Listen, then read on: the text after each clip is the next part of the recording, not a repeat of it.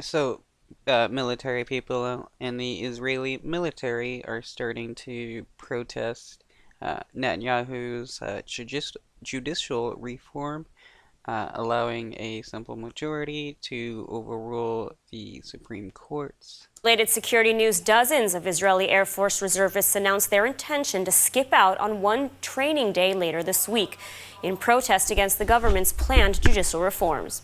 ILTV's William Sharon with the report.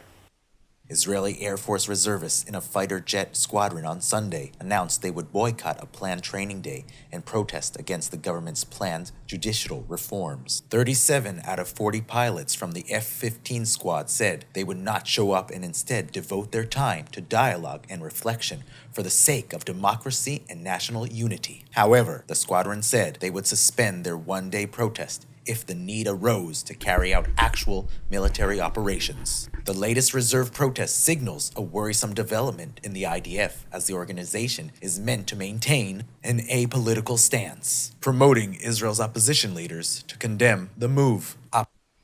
Well, you can't expect the military to just stand by as a politician, the prime minister, tries to turn the nation into a dictatorship. This is what the entire protest is about.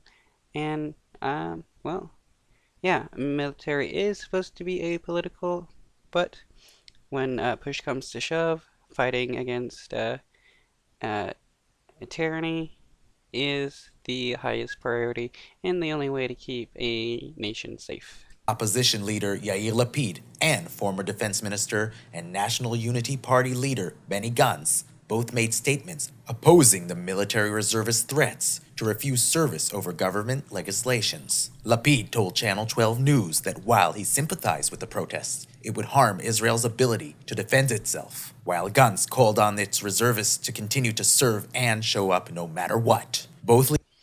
Well, if you're so worried about Israel being able to defend itself, you may want to, convince Netanyahu to remove the proposal of being able to override uh, the Supreme Court and turning Israel into a dictatorship. Leaders reiterated that the IDF must remain above politics.